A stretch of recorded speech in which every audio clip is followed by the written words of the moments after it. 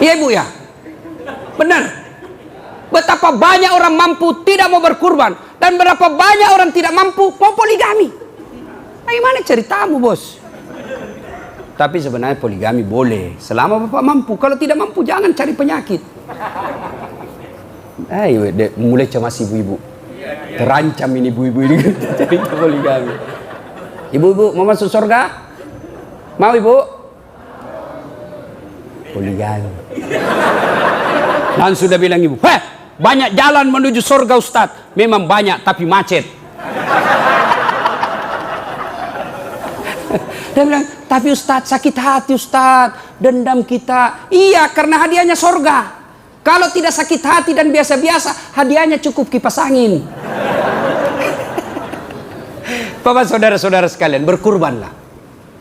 Bapak kalau bilang tidak mampu, bohong. Periksa HP-nya bapak, berapa harganya? Harga 2 juta. Berapa paket data yang bapak miliki tiap bulan? Beli paket data 130.000 yang paling murah. 1 bulan, kali 1 tahun. Kambing cuma 900. Ada juga yang paling bagus lah itu 1,5 juta sampai 2 juta. Masa bapak tidak mampu?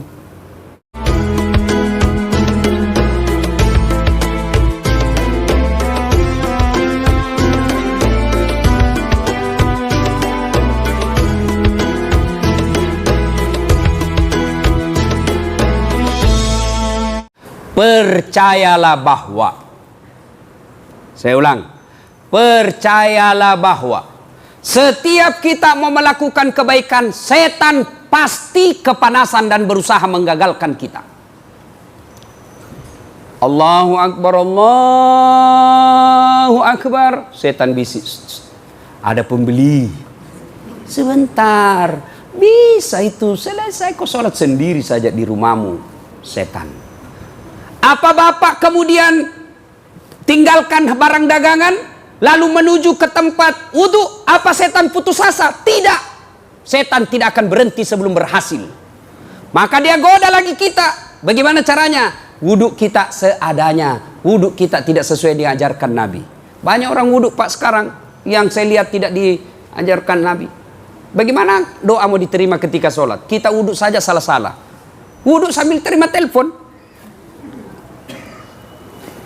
Ya, sebentar kok telepon lagi. Gampang itu, 20.000 cocok. Ah itu, siapa ajar ki wudhu sambil terima telepon? Jangan ketawa bos, saya serius ini. Ayo. Al-Quran mengajarkan wudhu itu membasuh jari-jari ke siku. Jari-jari ke siku. Mana maknanya? Prakteknya begini bos. Jari-jari ke siku. Tapi apa yang kita praktekkan? Siku ke jari-jari. Mana buktinya? Sambil menyanyi, pulang-pulangku berbadan 2. Setan goda kita itu. Wah, wudhu tidak sempurna. Itu setan masuk. Anggaplah bapak wudhu dengan sempurna. Jangan pikir setan putus asa. Tidak, masih digoda kita pak. Masuk kita ke masjid, dia goda lagi. Tidak usah kau sholat sunnah, itu sudah hampir qomat. Duduk saja. Langsung kita duduk, masuk setan. Anggaplah bapak berhasil mengalahkan setan lalu sholat sunnah. Jangan pikir setan menyerah. Apa? Dia suruhnya lagi kita cepat-cepat. Tidak usah kau baca surat pendek. Al-Fatihah saja, cukup. Anggaplah bapak sholat dengan sempurna. Jangan pikir setan menyerah. Apalagi digoda lagi kita. Dengan cara apa? Luar biasa kau dasar. Wudukmu bagus. Sholatmu sempurna. Bacaanmu baik. Kamu paling soleh dalam masjid. Akhirnya muncul sombong. Semua yang ada masjid ini salah. Saya saja yang benar. Masuk setan. Sekarang banyak orang begitu pak. Sholat hanya dia rasanya yang benar. Kayak dia saja masuk surga. Banyak sekarang penceramah itu bukan penceramah sebenarnya, baru belajar agama. Baru 1 bulan belajar, itu pun melalui YouTube. 3 menit habis kuotanya. Akhirnya belajar agama setengah-setengah. Bahaya itu ustadz sekarang, ustadz sombong. Suka sekali salahkan orang. Bid'ah, masuk neraka. Nenekmu punya neraka. Luasnya itu sorga kau tidak mau kasih masuki bos. Kasih masuki juga biar di pinggir-pinggir. Kaulah di tengah biarlah kami di pinggir. Masa banyak sekarang penceramah Pak judulnya bikin takut-takut. Judul kesalahan-kesalahan orang yang sholat. Kenapa orang yang sholat kau cari salahnya? Lebih kesalahan-kesalahan orang yang tidak sholat. Hanya itu penceramah begitu. Kesalahan-kesalahan sholat berjamaah. Apa orang berjamaah kau salahkan? Kita setengah masih kasih masuk masjid, kau kasih salah lagi. Kenapa tidak ke ceramah saja? Apa ceramah? Akibat orang yang tidak berjamaah di masjid. Supaya dia datang. Ini sekarang banyak lagi ceramah. Kesalahan-kesalahan orang yang berkurban. Kita setengah mati aja berkurban, kau salahkan lagi. Banyak itu penceramah begitu Pak. Itu penceramah sombong itu. Hanya dia mau masuk surga. Nenek muka punya surga. Banyak penceramah sekarang ini sombong. Tidak mau menerima perbedaan pendapat. Adakah ustadz sombong? Banyak Pak. Banyak itu ustadz sombong. Ada beberapa kenalan saya ustadz sombong betul. Mana ciri-cirinya? Waktu belum terkenal, saya miss call, dia sudah langsung telepon saya. Saya miss call saja, dia langsung telepon. Sekarang saya telepon, tidak dijawab-jawab. Dari pagi sampai sore saya telepon, tidak dijawab. Begitu malam dia jawab, siapa ya? Sota. Ada nama aku di situ, aku pura-pura tidak kenal. Jah. Hancur juga ini ustaz. Ada juga ustaz begitu Pak. Tidak mau menerima perbedaan pendapat. Hanya gara-gara satu celananya di atas mata kaki, satu di bawah mata kaki, bertengkar. Mau bertengkar. Bagaimana itu kalau ustaz? Ada juga itu orang masuk masjid mengganggu orang berjamaah. Gimana itu masuknya ustaz? Itu yang kasih sentuh-sentuh kaki di bawah. Bagaimana itu ustaz? Kalau mau kasih begitu, tanya dulu di samping tak. Bos, boleh saya sentuh kakimu? Kasih tahu begitu. Kalau dia bilang, boleh, silahkan laksanakan. Kalau dia bilang, jangan, kau ganggu konsentrasiku. Jangan paksa orang. Saya biasa kasih pindah, dia kasih pindah lagi. Saya kasih pindah kakiku, dia kasih pindah lagi. Saya injak Pak. Kenapa diundang ustaz? Kau ganggu saya. Juga itu orang berjamaah kayak dia saja yang alim di dalam masjid. Baca Al-Fatihah saja kayak mau digigit telinga tak. Iya. Biasa iya mau kau cowok. Ada juga yang begitu Pak. Takbir mengganggu orang. Allah.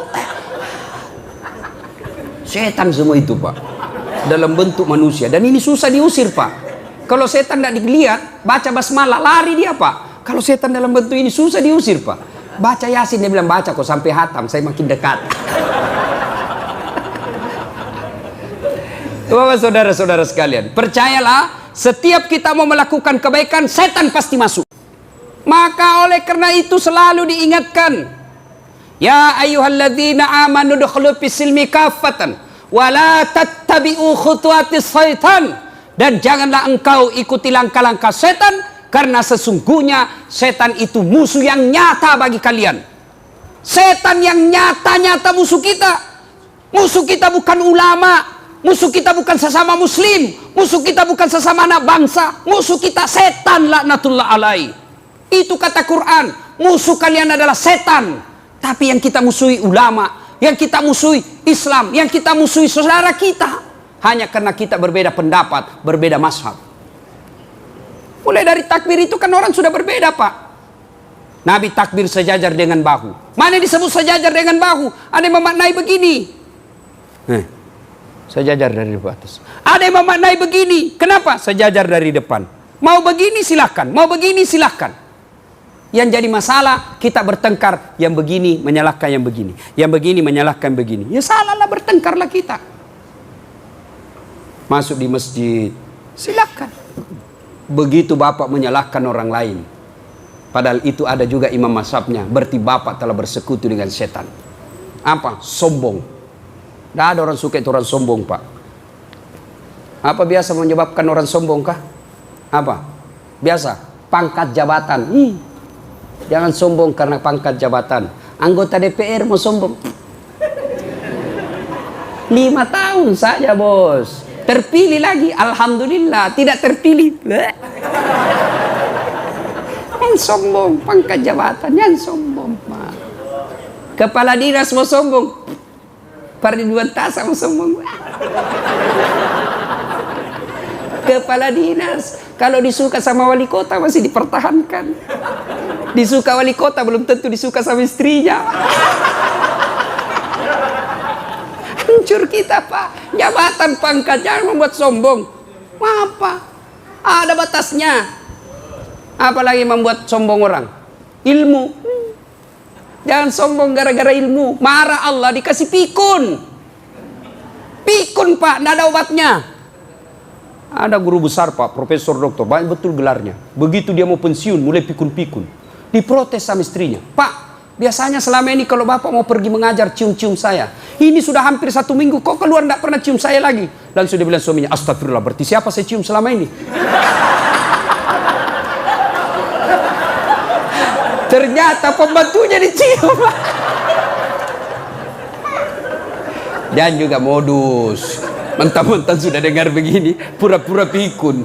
Pembantunya ditemani tidur karena istrinya gendut. Begitu didapat sama anaknya, ih, bukan mamamu ini kah?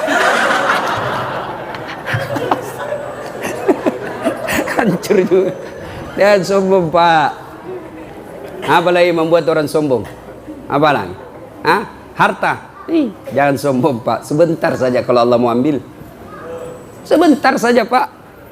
Dengar, masih ingat kisahnya Qarun? Kaya, banyak hartanya, sombong. Ya Qarun, kau dapat dari mana ini harta? Ah, ini tidak ada hubungan sama Tuhan. Ini hasil jeripaya saya. Marah Allah, murka, dibelah itu permukaan bumi, tenggelam Qarun dengan segala hartanya. Maka sekarang orang Indonesia kalau dia dapat harta di tanah, dia bilang harta karun. Jangan sombong, Pak. Karena sombong pintu masuknya setan. Tahu? Dosa pertama dilakukan makhluk kepada Allah apa? Dosa apa? Dosa apa? Sombong. Ketika iblis diciptakan, Adam diciptakan, Allah berfirman, ini Adam, makhluk saya paling mulia, sujud kau kepada Adam. Malaikat lakukan, tumbuhan, binatang lakukan. Iblis tidak mau. Saya tidak mau, ya Allah. Kenapa kau tidak mau? Adam diciptakan dari tanah, saya dari api. Unsur kejadian saya lebih mulia dari Adam. Adam baru diciptakan, saya senior. Masa senior hormat sama junior? Gengsi dong. Saya tidak mau. Allah berfirman, kau sombong rupanya. Keluar kau dari surga. Diusir gara-gara apa? Sombong. Jabatan sombong, Fir'aun. Itu simbol kesombongan dengan jabatan Fir'aun. Allah laknat Fir'aun karena dia punya rasa sombong. Kenapa? Karena punya sombong, puncak kesombongannya dilantik dirinya jadi Tuhan. Maka sekarang Allah laknat, tidak ada suka itu Fir'aun. Buktinya mana, Ustaz? Mana ada orang mau kasih nama anaknya Fir'aun? Pejabat Indonesia juga tidak senang kalau disebut Fir'aun. Saudara-saudara sekalian, ladies and gentlemen, hadirin, kita sambut Bapak Fir'aun Kabupaten. Maaf, dilemparnya kita, Pak. Itu karena sombong. Ya. Nah, puncak kesombongan satu diantaranya, teman setan, sombong, ghaniyun mutakabbir, orang kaya yang sombong. Orang kaya yang sombong. Kaya harta, sombong, temannya setan. Kaya pangkat pejabat, sombong, temannya setan. Kaya ilmu, ilmuwan, sombong, temannya setan. Itu temannya setan. Tapi kalau itu semua orang sombong, orang masih bilang, iya kan pantas dia kaya lah, sombong, wajar. Tapi temannya setan. Kalau kaya sombong, temannya setan. Bagaimana kalau miskin sombong? Miskin sombong, bukan lagi temannya setan. Kau sudah jadi setan, cilaka.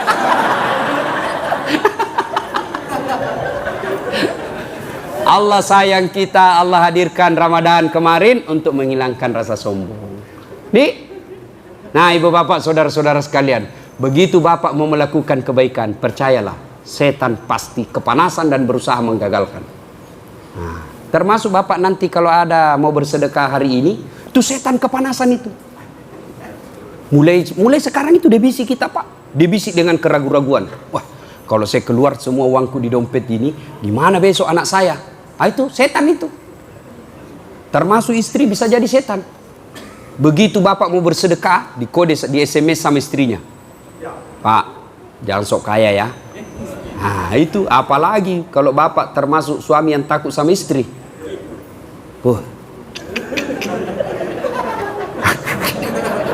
Ada di sini suami takut sama istrinya? Ada? Ada? Waduh, lain kiamat. Nggak usah aku tunjuk, Pak. Berarti jadi laki-laki kalau takut sama istri. Bagaimana caranya Pak Ridwan Tasak mau takut sama istrinya? Caranya, nah gaji diambil semua tiap bulan. Kita kasih uang panai, dibelikan mobil, dicicilkan rumah, dicicilkan pakaian. Semua gaji kita diambil tiap bulan. Masa kita mau takut sama istri? Cari mati itu. Nah, jangan mau takut sama istri, Pak. Nggak betul itu. Dia bilang, berarti Ustaz nggak takut sama istri. Ngapain sih takut sama istriku? Cuma dia lebih berani dari saya.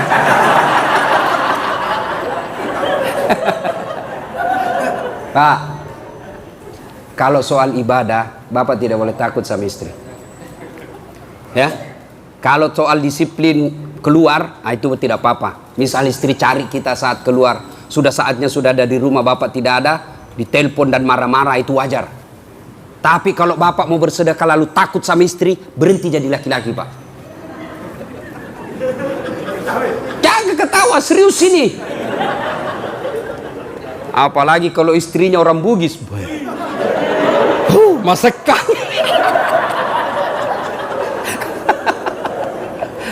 Kada menahan.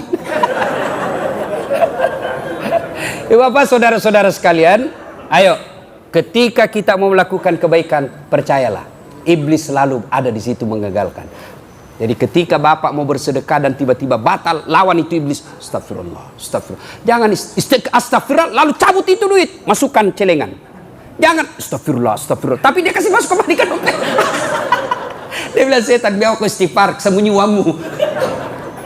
Bapak, saudara-saudara sekalian, ya. Nah, cara melawan setan dengan cara perbanyak istighfar. Astaghfirullahaladzim wa atubu ilaihi, la ilaha illa anta subhanaka inni kuntu minadz zalimin. Terlalu panjang itu, Ustaz. Boleh yang pendek. Astaghfirullahaladzim wa atubu ilaihi. Astaghfirullahaladzim wa atubu ilaihi. Masih panjang, Ustaz? Paling yang pendek. Astagfirullah, astagfirullah, astagfirullah. Paling pendek astagfirullah, astagfirullah. Nah, karena waktu asar sudah dekat. Hah? Jam 3 asar, Pak. Bapak enak, saya capek. Saya dikasih pagi, kau baru pulang dari Turki. Belum sempat peluk-peluk istri, lari lagi ya. Bapak, saudara-saudara, yang kedua, berkurbanlah. Berkurbanlah, Pak. Tapi aneh zaman sekarang, Pak. Ada orang mampu, tapi tidak mau berkurban. Saya ulang, betapa banyak orang Islam mampu, tapi dia tidak mau berkurban.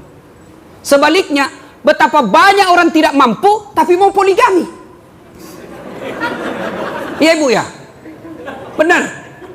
Betapa banyak orang mampu tidak mau berkurban, dan berapa banyak orang tidak mampu mau poligami. Bagaimana ceritamu, Bos? Tapi sebenarnya poligami boleh, selama Bapak mampu. Kalau tidak mampu, jangan cari penyakit.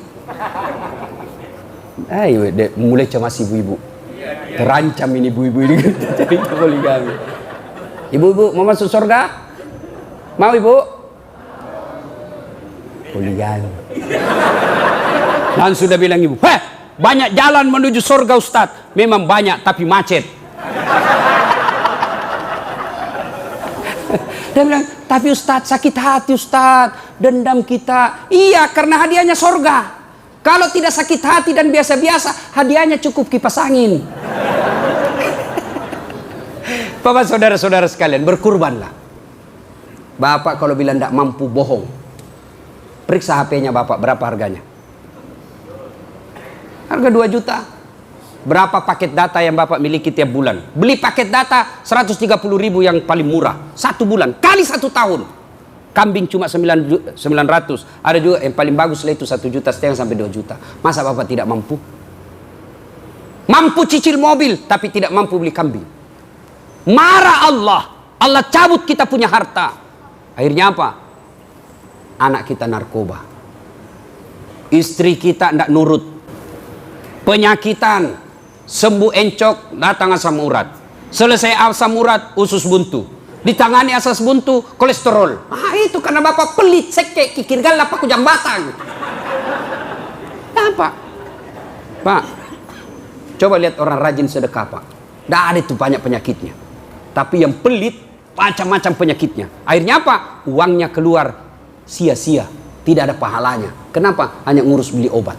Ya serius kita ini Pak. Setan tidak akan pernah biarkan kita berbuat baik. Maka berkurbanlah. Ada perokok di sini? Hah? Saya kadang-kala ditanya jamaah, Ustadz, kenapa doaku tidak dikabulkan? Saya tanya, Bapak merokok? Iya Ustadz, itu sebabnya.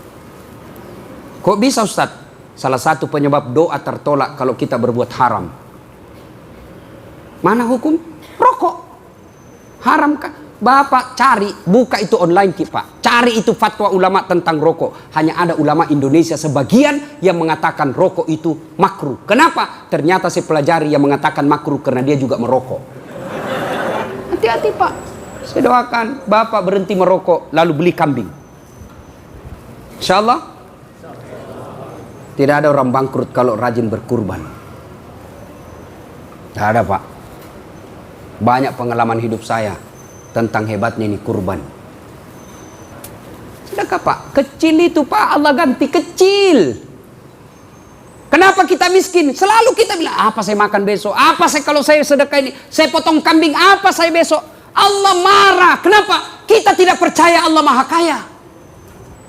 Kita tidak yakin Pak, maka kita miskin. Kenapa? Karena selalu berpikir, saya miskin, saya miskin. Ana inda sanni abdi bi. Saya tergantung sangkanya hambaku. Kalau dia hamba, dia yakin. Dia kira miskin, miskin kau. Kalau kau yakin kaya, kaya kau. Dalam psikologi disebut sugesti atau berprasangka baik. Gimana kalau saya potong kambing? Apa nanti pembayaran? Jangan putus asa, Allah Maha Kaya. Selalu saya kasih contoh. Bapak-bapak tahu cicak? Tahu cicak? Apa dia makan cicak? Hah? Masuk akal enggak? Ibu-ibu, masuk akal enggak cicak makan nyamuk? Gimana caranya cicak enggak bisa terbang? Nyamuk terbang. Bagaimana caranya? Allah yang ngatur. Bukan cicak yang pergi terbang kejar nyamuk. Nyamuk yang masuk ke mulutnya cicak.